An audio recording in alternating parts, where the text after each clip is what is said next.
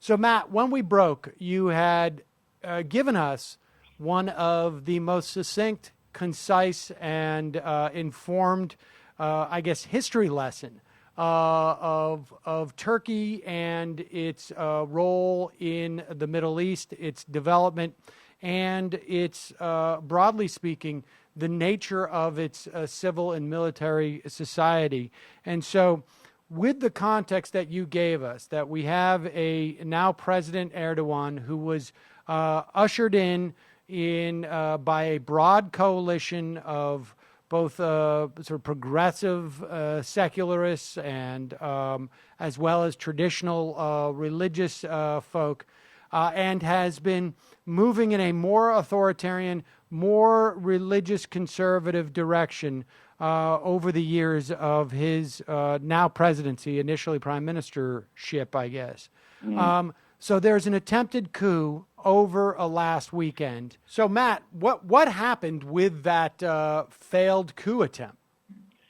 So from the reports I've seen, what happened is that you had a small group of officers around the colonel level who, decided that they were going to carry out this coup. It does not seem to have been very well planned, or at least not well planned according to the new rules of social media and technology. We saw, usually when officers carry out some kind of coup like this, one of the main goals is to, take control of the media to make sure that the coup leader's message is the only one that's getting out there. And they also want to secure the actual political leaders, and they managed to do neither of those things. Erdogan quite famously was able to use, it wasn't Skype, or I think it was FaceTime off of his iPhone to address the Turkish public. And I need to step back and note how ironic this is, given that Erdogan himself has been a huge critic of this kind of social media, Twitter, FaceTime, and Facebook, because he feels like he has been unfairly criticized, and other elements in Turkish society have used these tools inappropriately. But that aside, he was happy to... Or let me just interject, he understands the power of it. I mean, exactly. Here's a guy who got around the fact that these mutinous, if you will, colonels in his army took over the traditional forms of media, and he gets around that by going directly to the people via Facebook streaming. Here's a guy who understands the power of social media, which is, while he's in power, doesn't want it to exist because it's a way potentially to challenge his power. Exactly right. And now I think it's also important to note that Erdogan, over the past few years, as he's become much more authoritarian, as he's moved more aggressively to institute a much more socially conservative agenda and disempower and undermine any kind of political challenges, he's constantly and increasingly voiced a much more paranoid worldview, talking about plotters and different elements in different institutions waiting to strike. Now, he was clearly paranoid, but now he does have some real affirmation and justification of these things that he said.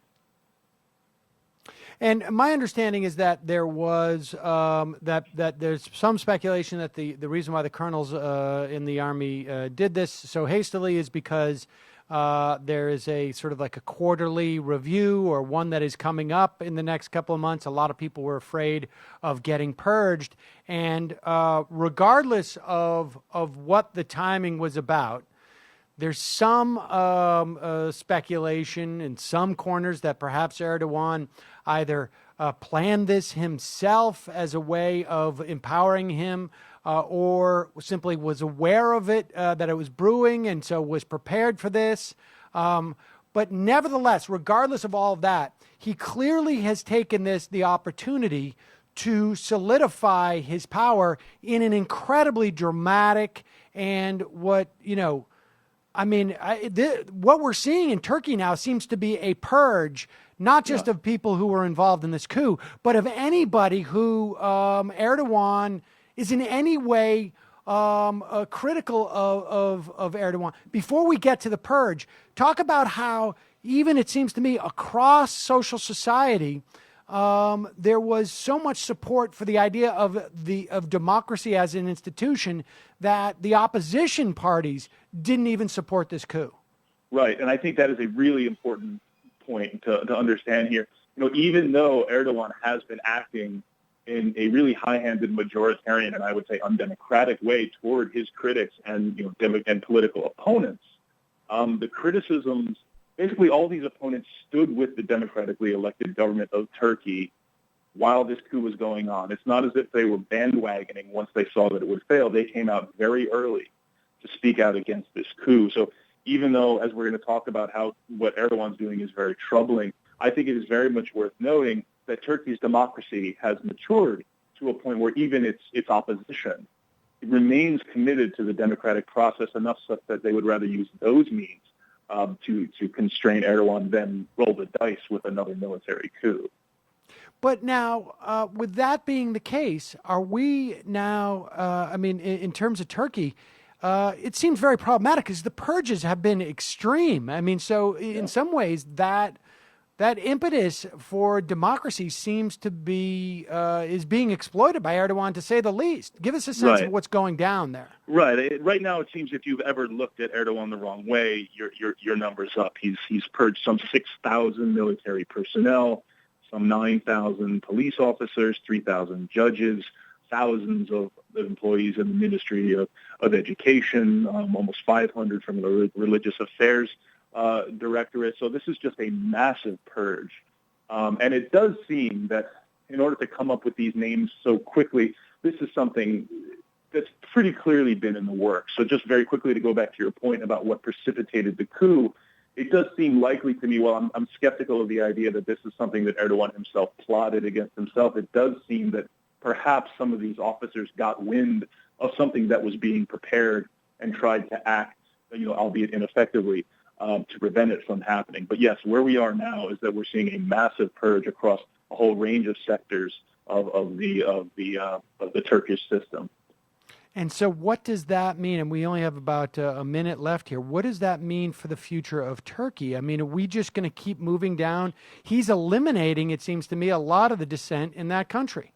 Right. I think, even though we have to appreciate the fact that Turkey's democratic opposition stood with Turkey's democratic institutions, their job just became much, much harder in constraining Erdogan, who now stands having had his paranoia confirmed, his followers poured out into the streets to block the coup. The question now is, okay, what levers and what processes remain to try and change Erdogan's behavior and stop him from really just installing himself as, the new dictator. Matt Duss, thanks so much for your insight and telling us about this. And this is a story I think that we're going to be following. Well, it's going to be one we're going to end up following whether we want to or not, I have a feeling, in the coming months and years. Thanks so much for your time today, Matt. All right, then. Thanks, man.